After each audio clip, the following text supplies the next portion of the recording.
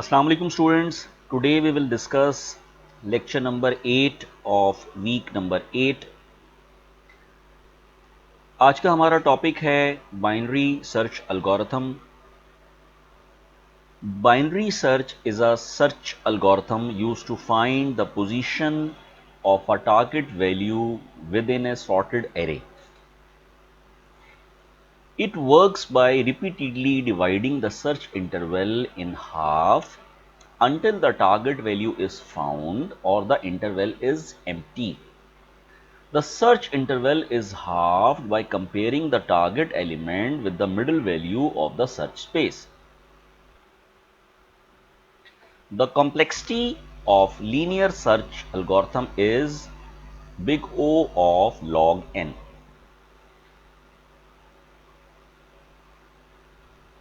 जैसा कि डेफिनेशन हमें बताती है कि बाइनरी सर्च एल्गोरिथम क्या करता है,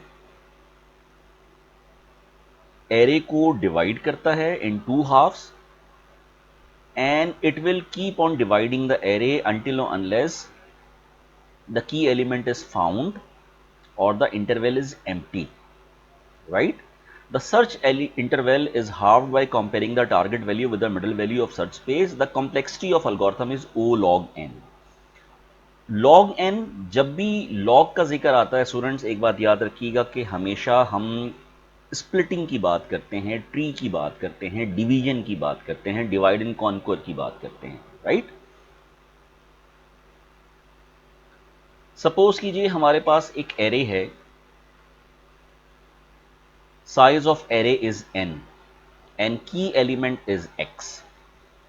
We have a given array of n size and x is the element which we are going to find through binary search algorithm, which means x is the key element, right?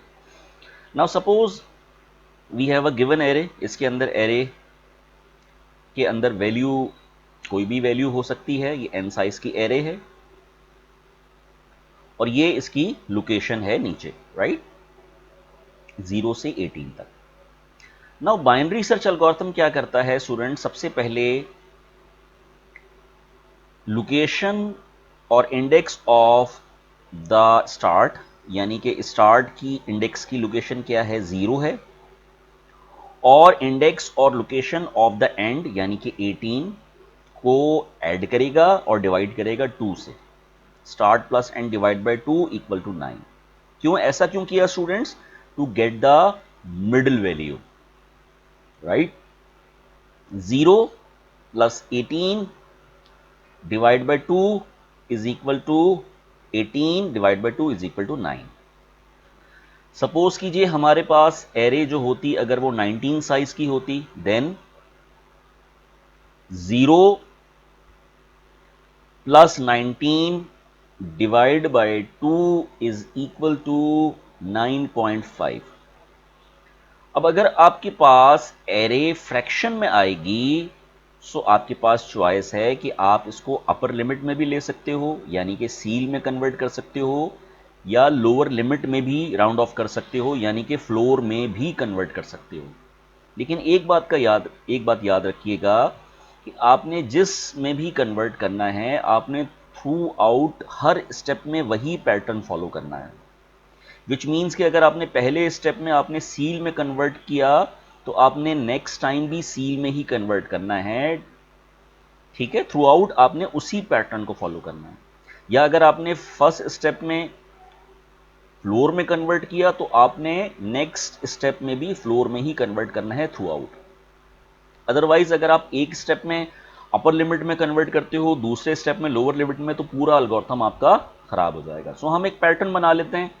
वैसे तो हमारी array जो है उसकी mid value fraction में नहीं आ रही, लेकिन अगर फ्रैक्शन में आए तो to be on safe side आप एक पैटर्न बना लीजिएगा कि जब भी फ्रैक्शन में वैल्यू आएगी, आपने उसको अपर लिमिट में यानी कि सील में कन्वर्ट करना है.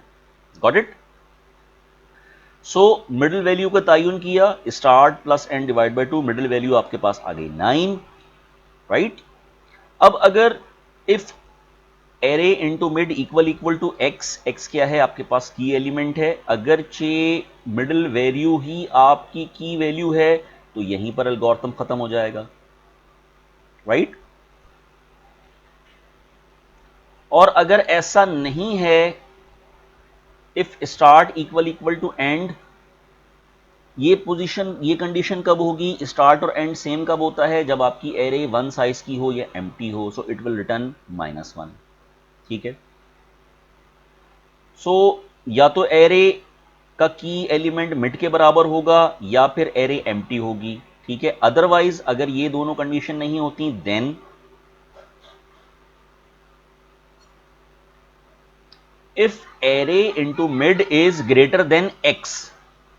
इसका क्या मतलब है स्टूडेंट्स? इसका मतलब ये है कि गौर से देखिए, अगर मिड वैल्यू हमारे पास एरे किसमें है? एसेंडिंग ऑर्डर में। बाइनरी सर्च को अप्लाई करने के लिए प्री कंडीशन क्या है? Array must be in sorted order. Ascending में भी हो सकती है सॉर्ट, डिसेंडिंग में भी हो सकती है। हम ये एज्यूम कर रहे हैं कि हमारी एरे किस में सॉर्टेड है? असेंडिंग में सॉर्टेड है। ठीक है, हम क्या एज्यूम कर रहे हैं कि हमारी एरे असेंडिंग में सॉर्टेड है। ठीक है, जैसे कि मैं यहां पर आपकी आसानी के लिए नंबर लिख लेता हूं। लेट से मैंने लिखा यहां 5, यहां लिखा मैंने 10, यहां लिखा मैंने 15, यहां लिखा मैंने 20, यहां लिखा मैंने 25, यहां लिखा मैंने 30, यहां लिखा 35, 40, 45, 50, 55, 60, 65, 70, 75, 90, 95। ठीक है स्टूडेंट्स,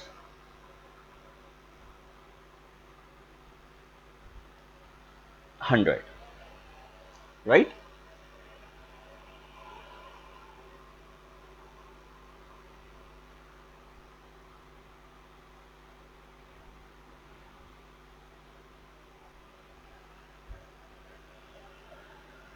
ठीक है स्टूडेंट्स, थोड़ा सा मैं इसकी लोकेशन को ज़रा अलाइन कर लेता हूँ ताकि आपको समझने में आसानी रहे।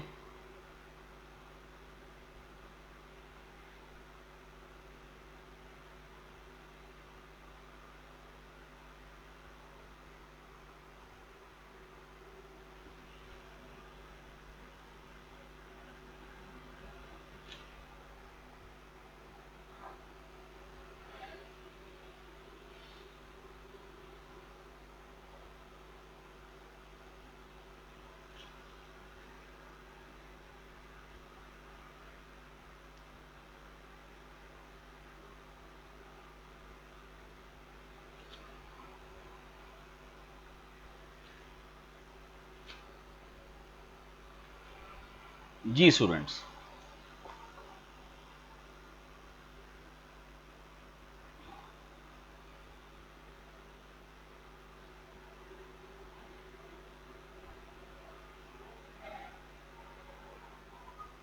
ठीक है।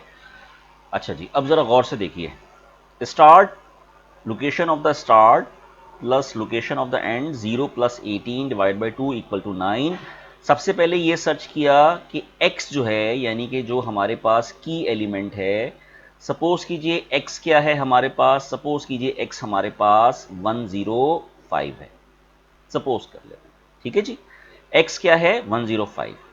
सबसे पहले तो मिड वैल्यू को, यहां पर तो चूंकि बोर्ड है, स्क्रीन है, तो इसलिए यहां पर आपको वैल्यू आप व्यू कर सकते हो, डिस्प्ले कर सकते हो। वरना नॉर्मली जो वैल्यू होती है, जो यूजर एंटर करता है, यू नेवर नो कि वैल्यू क्या होगी।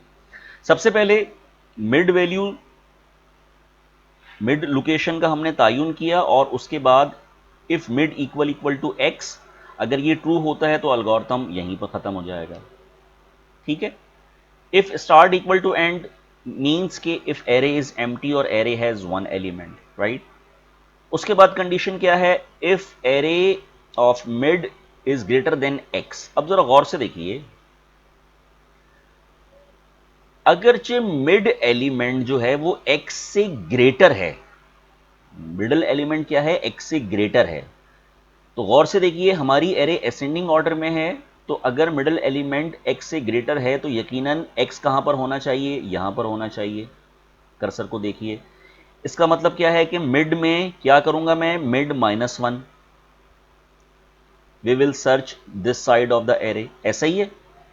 अगर मिड एलिमेंट x से ग्रेटर है तो यकीनन ग्रेटर कब होगा, जब मिड एलिमेंट कहां पर होगा, जब x यानी कि की एलिमेंट कहां पर होगा, मिड के राइट साइड पर। ठीक है जनाब। अब अगर मिड एलिमेंट क्या है, ग्रेटर है x से, तो x कहां होना चाहिए, यहां होना चाहिए। और अगर मिड एलिमेंट लेस है x से, तो x कहां होना चाहिए, यहां होना चाहिए। फिर सुनिए, अगर मिड एलिमेंट ग्रेटर है x से, तो इसका मतलब x यहां होना चाहिए, तो हम क्या करेंगे, मिड -1 करेंगे। अगर मिड एलिमेंट लेस है x से, तो इसका मतलब x यहां होना चाहिए, हम मिड में क्या करेंगे, +1 ऐड करेंगे। ठीक है स्टूडेंट्स, देखिए यहां पर हमने यही किया, mid element if array into mid is greater then x, mid -1, if array of mid is less then x, x mid +1। ठीक है जनाब। नाउ इस एल्गोरिथम को अब हम क्या कर लेते हैं, अब हमने इसकी टाइम कॉम्प्लेक्सिटी सर्च करनी है। एक बात गौर से समझिए कि ये जो डिवाइडिंग का प्रोसेस है, पहले इस लोकेशन को इससे ऐड किया, मिड एलिमेंट का तयन किया, और we will search in either of the array, या तो इस एरे में सर्चिंग होगी या इस एरे में, कभी भी दोनों हाफ्स में सर्चिंग नहीं होगी, राइट। उसके बाद नई एरे क्या बनेगी आपकी, नेक्स्ट स्टेप में स्टार्ट बनेगा 9, एंड बनेगा 18। ठीक है जनाब। और फिर 9 और ऐड 18 को ऐड करेंगे, डिवाइड बाय 2 करेंगे, क्या बनेगा ये 27 डिवाइड बाय 2। 27 डिवाइड बाय 2 का क्या मतलब है, 27 डिवाइड बाय 2 का मतलब क्या है कि हम क्या लेंगे, 13.5। 13.5 हमारे पास वैल्यू आएगी, we will take in upper limit, so next middle value क्या होगी, 14। ठीक है। अब उसके बाद अगर मिडिल वैल्यू 14 है, अकॉर्डिंग टू दिस कंडीशन, तो वहीं एल्गोरिथम खत्म हो जाएगा। लेकिन अगर 14 नहीं है, तो या तो इस एरिया में सर्चिंग होगी या इस एरिया में सर्चिंग होगी। ठीक है। ये प्रोसेस कब तक चलेगा, ये प्रोसेस तब तक चलेगा until we reach size 1 array. समझ में आ गई स्टूडेंट्स। अब हम इसकी टाइम कॉम्प्लेक्सिटी को एनालाइज करते हैं। ये जो लॉजिक हमने यहां लिखी थी, ये जो समझी थी, यही लॉजिक हमने एल्गोरिथम में लिख दी स्टूडेंट। ये देखिए यही लॉजिक हमने एल्गोरिथम में लिख दी। हमारे पास 4 इनपुट होंगे इसमें। First of all array integer x is the key value which we are going to find start of the index, end of the index। ठीक है। ये एल्गोरिथम पूरा एज इट इज लिख दिया हमने, राइट। ये देखिए पूरा एल्गोरिथम एज इट इज लिख दिया। अब हमने क्या करना है, इस एल्गोरिथम की टाइम कॉम्प्लेक्सिटी को क्या करना है, एनालाइज करना है। इस एल्गोरिथम की टाइम कॉम्प्लेक्सिटी एनालाइज करनी है। नाउ टाइम कॉम्प्लेक्सिटी एनालाइज करने के लिए एक बात याद रखिएगा कि ये बेस केस है, ये भी बेस केस है। ये दोनों बेस केसेस जो होंगे वो टाइम कॉम्प्लेक्सिटी में इसको एनालाइज नहीं किया जाएगा। क्यों नहीं किया जाएगा, हम ये बात अच्छी तरह से जानते हैं। whenever we analyze the time complexity of algorithm, we are always interested in the worst case। ठीक है जनाब। सो अगर मिडिल वैल्यू ही x के बराबर हो जाती है तो ये वर्स्ट केस तो नहीं होगा। समझ में आ गई बात।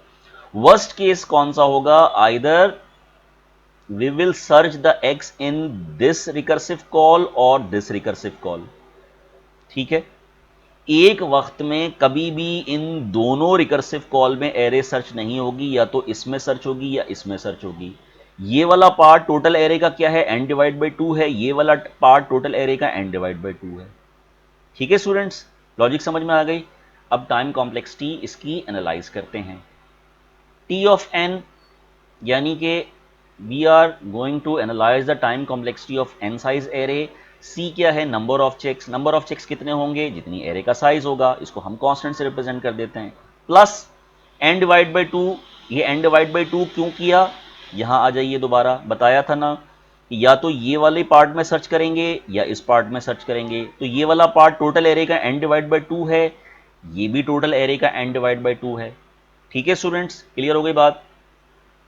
यहां पर आ जाइए, T N is equal to C plus T of N divide by two, we call it equation number 1। इसको हम क्या कह देते हैं? इक्वेशन नंबर 1 कह देते हैं स्टूडेंट्स। ठीक है जी। नाउ यही वाला प्रोसेस फिर रिपीट होगा T of N divide by two पे। ठीक है, क्या मतलब है इसका? यहां देखिए, यहां आ जाइए, या तो सर्चिंग यहां होगी या यहां होगी, ऐसा ही है। तो यहां से यहां तक ये टोटल एरे का क्या है? एन डिवाइड बाई टू है। फिर इसका मिड एलिमेंट फाइंड किया यानी कि 14। अब ये 14 से यहां तक की एरे, टोटल एरे का क्या बन गई? एन डिवाइड बाई टू बन गई। फिर इसका मिड एलिमेंट फाइंड किया 16। ये 16 से 18 तक की एरे, टोटल एरे का क्या बन गई? एन डिवाइड बाई 8 बन गई। ये स्प्लिटिंग का प्रोसेस कब तक चलेगा? Until we reaches size 1 array. Getting my point? यहां देखिए, T N is equal to C plus T N divide by two, और उसके बाद T of N divide by two is equal to C plus T N divide by 4। Substitute equation number 2 in equation number 1। Equation 2 को equation number 1 में substitute कर दिया, which means कि जहां जहां आपके पास n अपॉन 2 है वहां वहां आप ये वाली टर्म लिख दोगे इक्वेशन नंबर 1 में। तो क्या आ गई हमारे पास? इक्वेशन नंबर 3 आ गई। उसके बाद इक्वेशन नंबर 2 के ही पैटर्न को फॉलो करते हुए हमने यहां पर क्या किया? T of N divide by 4 लिखा, C plus T N divide by 8। Substitute equation number 4 in equation number 3।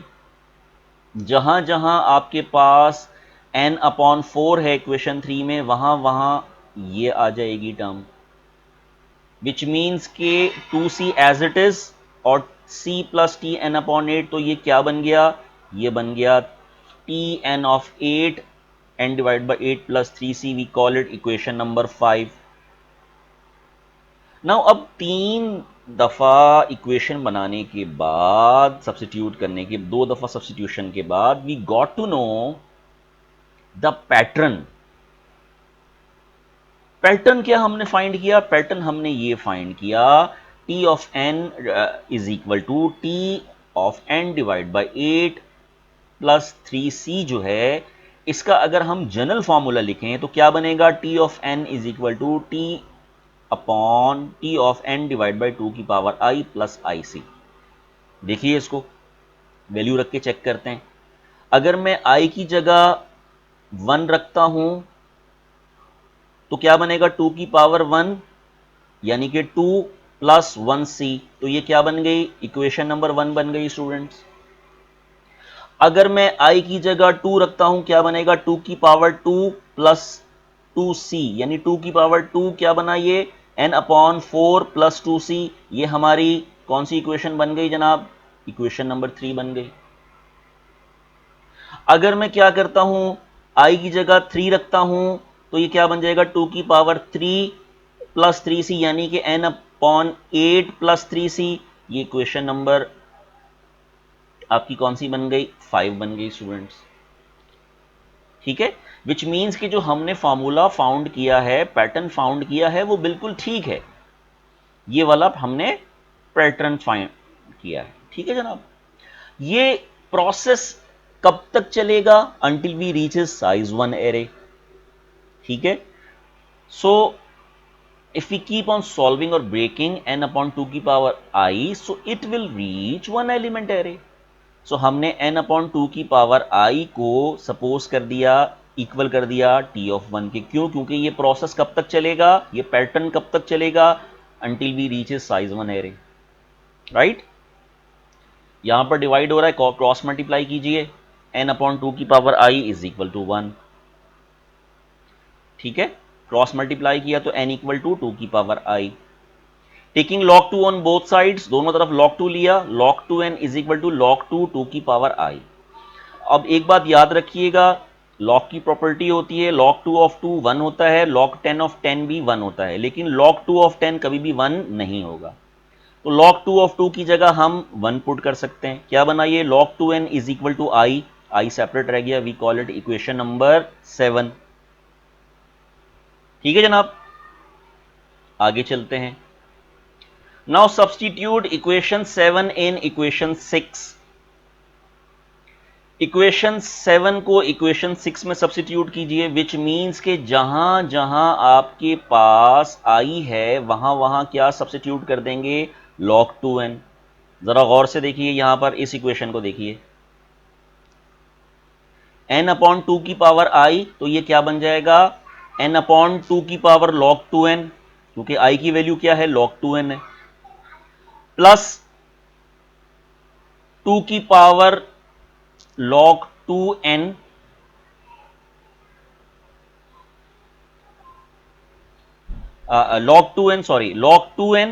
log 2n c, तो ये क्या बन गया, log 2n c। ठीक है, जहां जहां इक्वेशन 6 में आई था वहां वहां हमने log 2n रख दिया। ठीक है स्टूडेंट्स, यहां तक बात क्लियर है। ठीक, अच्छा, अब n अपॉन 2 की पावर log 2n किसके बराबर होता है, n के बराबर होता है। कैसे होता है n के बराबर, इसका प्रूफ देखिए। इससे पहले कि हम आगे चलें, पहले हम इसकी डेरिवेशन करते हैं, इसका प्रूफ देखते हैं। नीचे आ जाइए, ये देखिए, ये मैंने पहले से प्रूफ इसको ड्राइव करके रखा हुआ है। प्रूव दैट 2 की power log 2n is equal to n, यही लिखा है ना स्टूडेंट्स, यहां पर 2 की power log 2n is equal to n। अब ये 2 की power log 2n is equal to n कैसे होता है, let y is equal to 2 की पावर log 2n। ठीक है जनाब, taking log 2 on both sides, यहां हमने दोनों तरफ log 2 ले लिया। ठीक है, log 2 of y is equal to log 2 of 2 की पावर log 2n। मैथमेटिक्स का रूल है कि जब हम कोई काम एक तरफ करते हैं तो हमें दोनों तरफ करना पड़ता है, जब कोई चीज ऐड करते हैं तो उसको माइनस भी करना पड़ता है। ठीक है जनाब, ये देखिए log 2 of y is equal to, ये देखिए ये प्रॉपर्टी log 2 ऑफ 2 1 होता है, log 10 ऑफ 10 भी 1 होता है।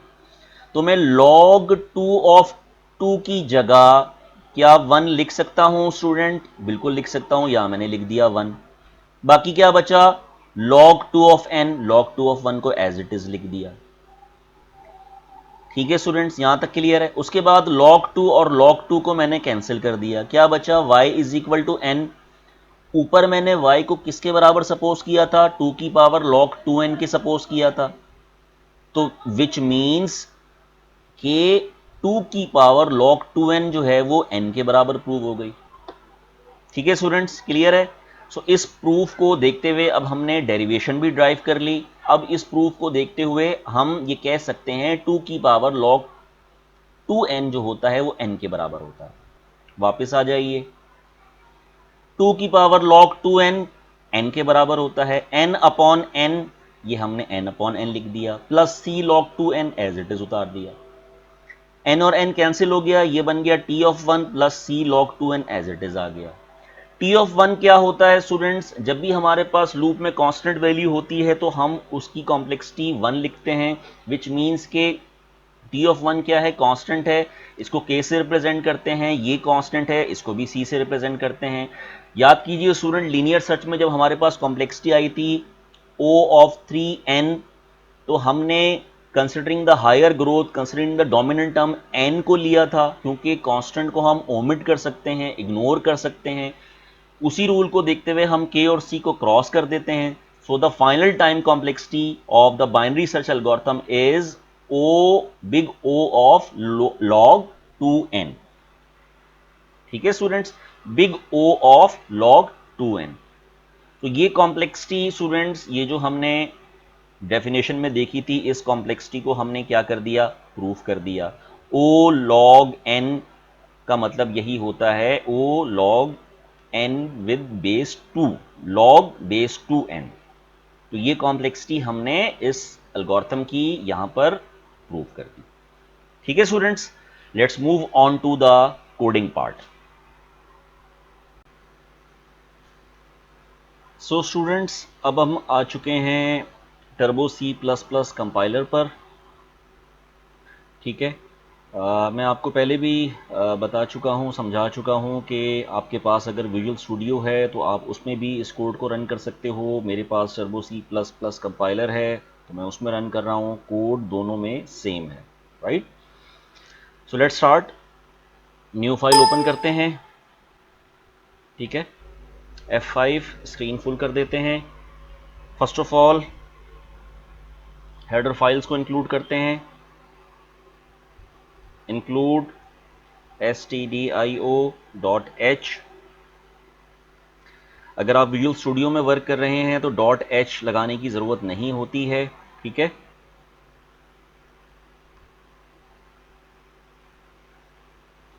conio.h।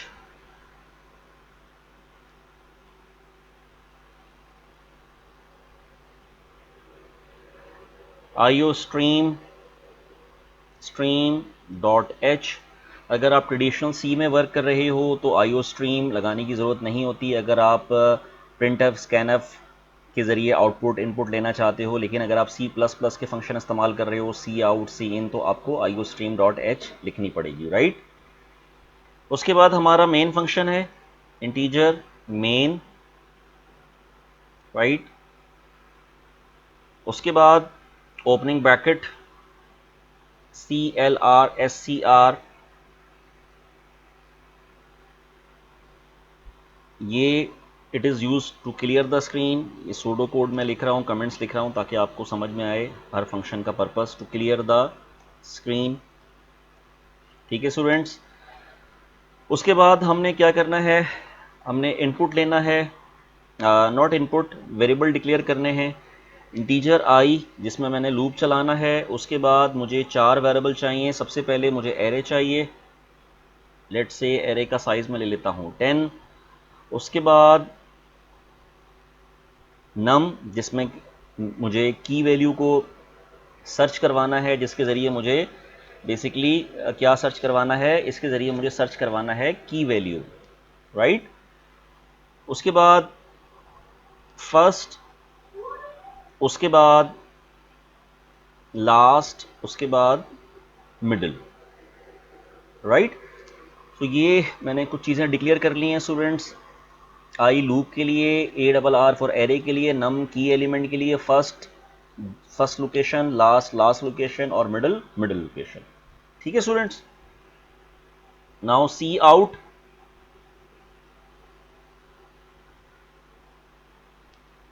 \n for new line, \t for tab. Heading दे देते हैं बाइनरी सर्च एल्गोरिथम। ठीक है स्टूडेंट्स, ये हमने हेडिंग दे दी।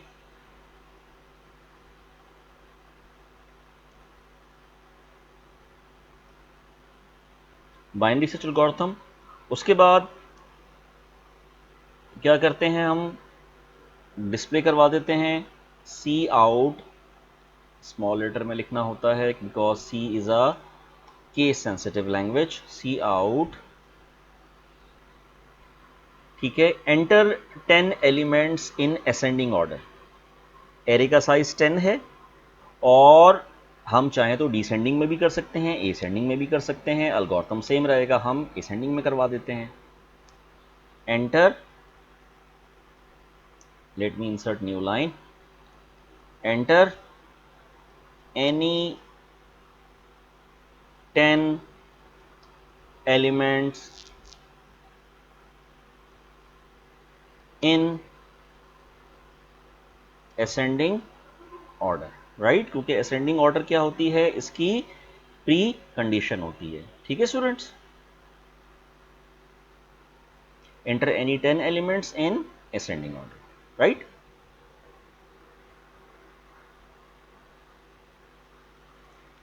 अच्छा जी, अब हमने क्या करना है, लूप चलाना है। For i is equal to 0, i less than, कहां तक लूप चलेगा, एरे का साइज 10 है, i प्लस प्लस। ठीक है स्टूडेंट्स। नाउ एरे में इनपुट कैसे लेते हैं ये आपको मालूम होगा। एरे के, ये एरे का नाम आ गया, ये इसका सबस्क्रिप्ट आ गया, इसके अंदर लूप का वेरिएबल आ गया। ठीक है स्टूडेंट्स। उसके बाद आपने क्या करना है, जो एलिमेंट आप सर्च करवाने जा रहे हो उसको आपने इनपुट लेना है। एंटर एलिमेंट टू सर्च, या एंटर की एलिमेंट भी कह सकते हो, एंटर की एलिमेंट कह दीजिए, एंटर की एलिमेंट आपने कह दिया। ठीक है स्टूडेंट्स, जो एलिमेंट आप सर्च करवाने जा रहे हो, \n यूज कर लेते हैं ताकि नेक्स्ट लाइन से ये डिस्प्ले हो। ठीक है स्टूडेंट्स। उसके बाद हम क्या करते हैं, इसको हम इनपुट ले लेते हैं सी इन में। सी इन में हमने इसको इनपुट ले लिया। किस में इनपुट लेंगे, नम का जो वेरिएबल हमने डिक्लेयर किया है उसमें हम इनपुट ले लेते हैं। ठीक है ना। उसके बाद हमने क्या करना है, हमने ऊपर एक वेरिएबल लिया है फर्स्ट। फर्स्ट को हम इनिशियलाइज कर देते हैं 0, और लास्ट को हम इनिशियलाइज कर देते हैं, चूंकि एरे 10 साइज की है तो एरे 0 से स्टार्ट होती है, तो लास्ट एलिमेंट आपका 9 हो गया, राइट। मिडिल एलिमेंट का तयन कैसे होता है स्टूडेंट्स, मिडिल एलिमेंट का तयन कैसे होता है, अभी आपको समझाया था, first plus last divide by 2। ठीक है स्टूडेंट, सही लिखा है, देखिए कोई गलती तो नहीं है इसमें। Middle equal to first plus last divide by 2, ये हो गया मिडल एलिमेंट। ठीक है। अब जो कंडीशन हमने पढ़ी थी वही कंडीशन हम यहां पर यूज कर लेते हैं। क्या है, while first element is less और इक्वल टू लास्ट। ठीक है, क्या कंडीशन हो जाएगी, कंडीशन ये हो जाएगी, इफ एरे इनटू मिडल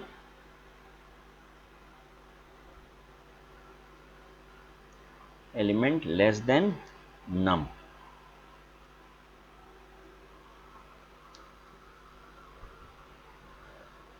ठीक है, while middle is equal to first plus last divided by 2, while first is less or equal to last,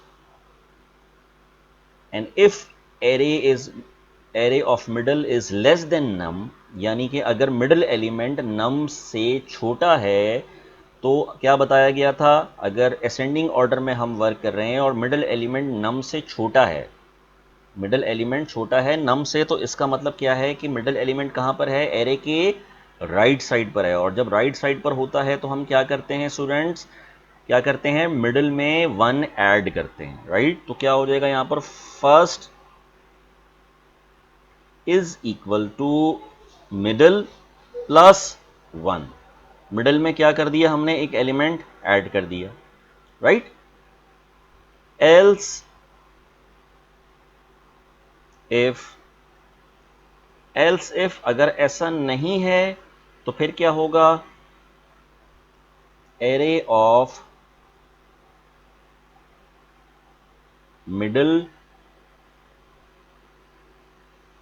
equal to num, यानी कि मिडल एलिमेंट ही हमारा नम के बराबर है। ठीक है जनाब, ठीक है। तीसरी कंडीशन क्या बताई थी, अगर मिडल एलिमेंट के बराबर नहीं होता तो फिर तीसरी कंडीशन क्या बताई थी आपको, इसको पहले हम डिस्प्ले करवा लेते हैं before we write third condition. C out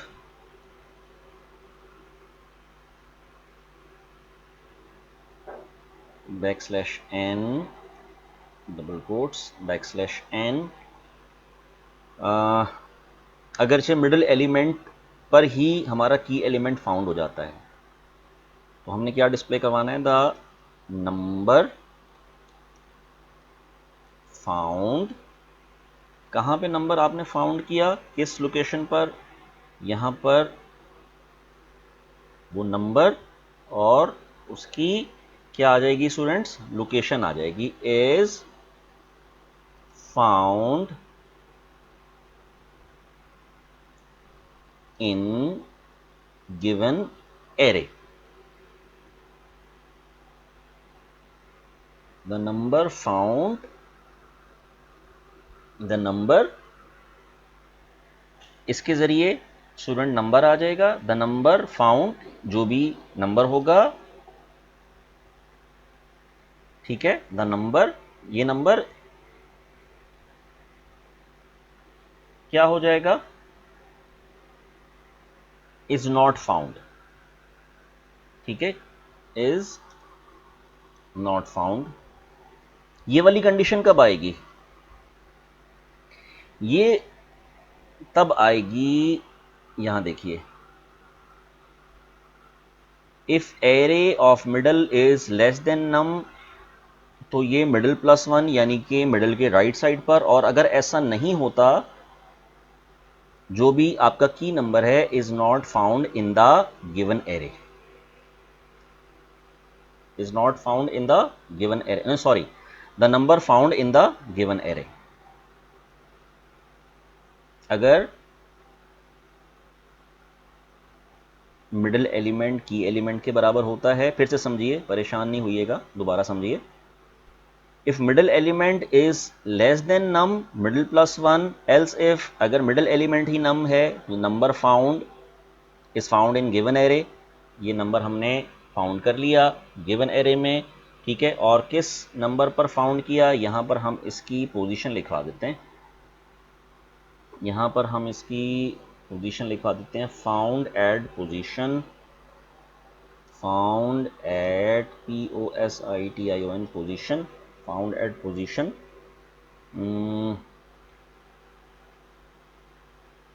अच्छा, यहां हमने क्या, कहां पे आपने फाइंड किया, ये आपने कहां पे फाइंड किया, मिडिल में फाइंड किया ना, तो इसकी पोजीशन क्या हो जाएगी, यहां पे, ठीक है, और इसको हम क्या करवा देते हैं, ब्रेक करवा देते हैं, ब्रेक,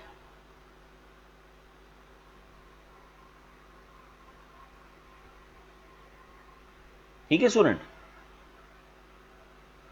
क्या किया हमने, इसको ब्रेक कर दिया, ठीक है। अच्छा, अब उसके बाद हमने क्या करना है, उसके बाद हमने करना है else last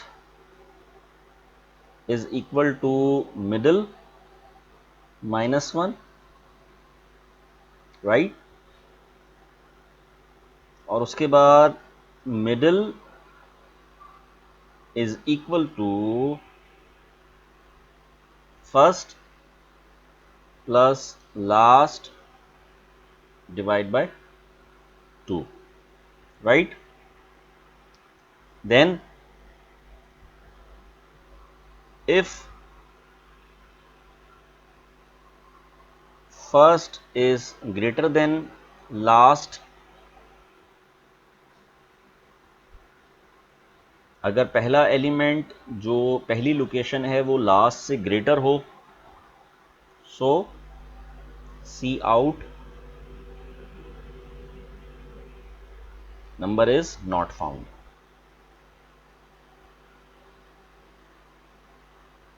number is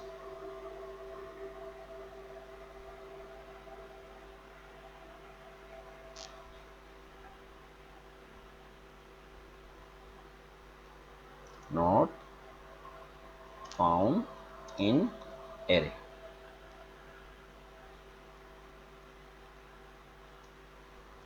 get C H screen hold करने के लिए होता है स्टूडेंट्स, रिटर्न 0। ठीक है स्टूडेंट्स, दोबारा ज़रा सा इसको देख लेते हैं।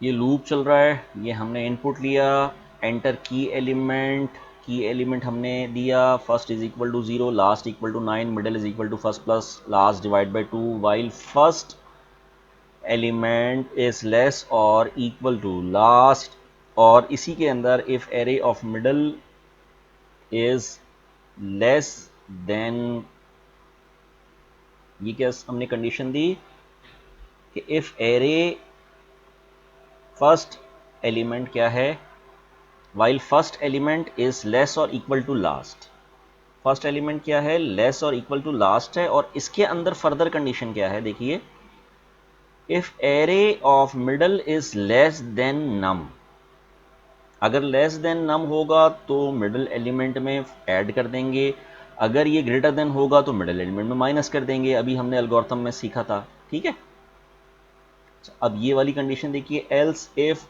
Array of middle equal equal to num, अगर नम के बराबर हो तो वहीं पे एलिमेंट फाइंड हो जाएगा, अगर ऐसा ना हो तो फिर एल्स में हमने क्या लिखा है, last is equal to middle minus 1 और middle is equal to first plus last divide by 2। ठीक है जनाब, if first element is greater than last then, ये फर्स्ट एलिमेंट लास्ट से ग्रेटर उसी वक्त होगा, लोकेशन ऑफ फर्स्ट उसी वक्त लास्ट से ग्रेटर होगी when the element is not found in array. ठीक है स्टूडेंट्स, सो आई थिंक इसमें मेरे ख्याल से तो कोई एरर नहीं है, let me compile it, compile करते हैं इसको। अच्छा जी, 4 एरर आ रहे हैं, 4 एरर क्या आ रहे हैं, इफ स्टेटमेंट मिसिंग है,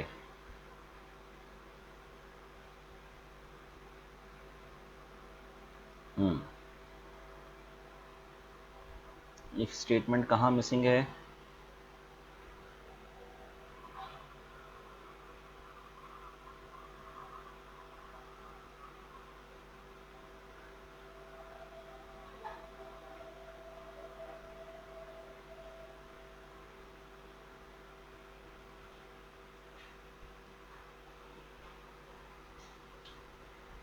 ये ठीक है, ये भी ठीक है,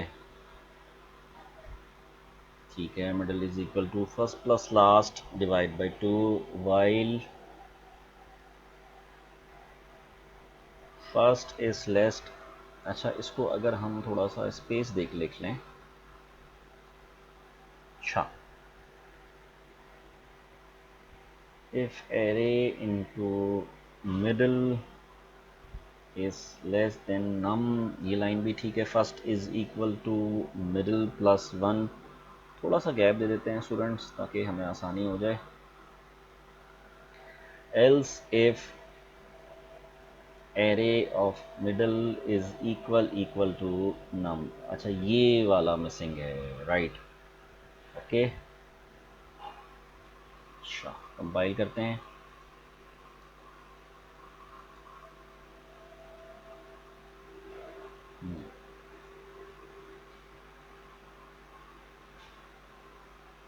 एक्सप्रेशन सिंटैक्स,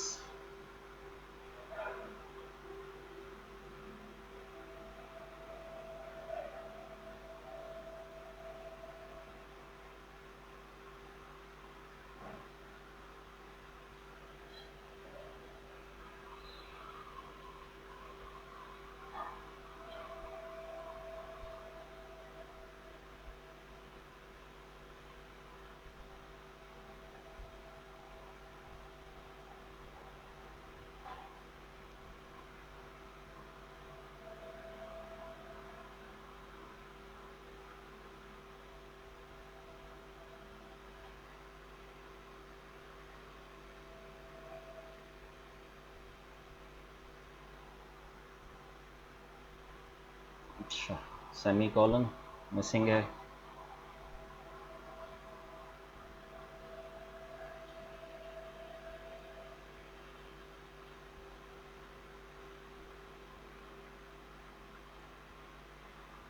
यहाँ पर हमने आई मिस कर दिया है, कंपाइल कीजिए,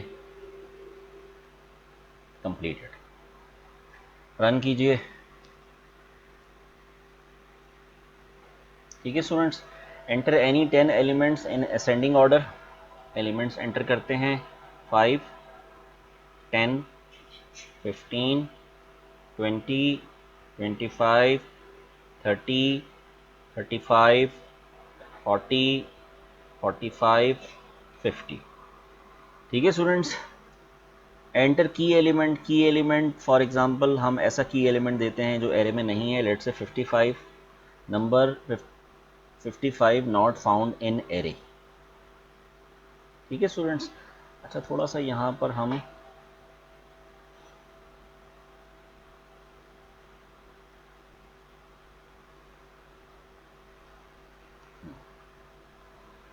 ठीक है जी, अब इसको दोबारा रन करते हैं students.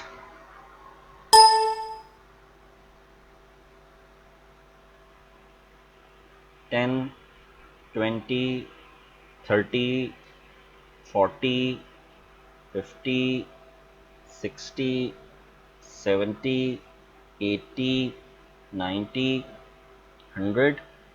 Enter key element, let's say 100। The number found 100 at position 10। ठीक है स्टूडेंट्स, तो ये हमने पोजीशन 10 पर फाउंड करवा लिया।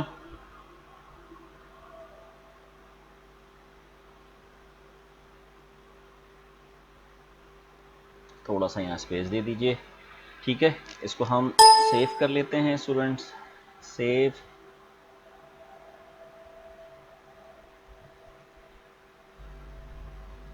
Binary search algorithm. ठीक है स्टूडेंट्स, सो इस तरह से आप बाइनरी सर्च एल्गोरिथम की कोडिंग कर सकते हो स्टूडेंट्स। सो आज इतना ही रखते हैं। अस्सलाम वालेकुम।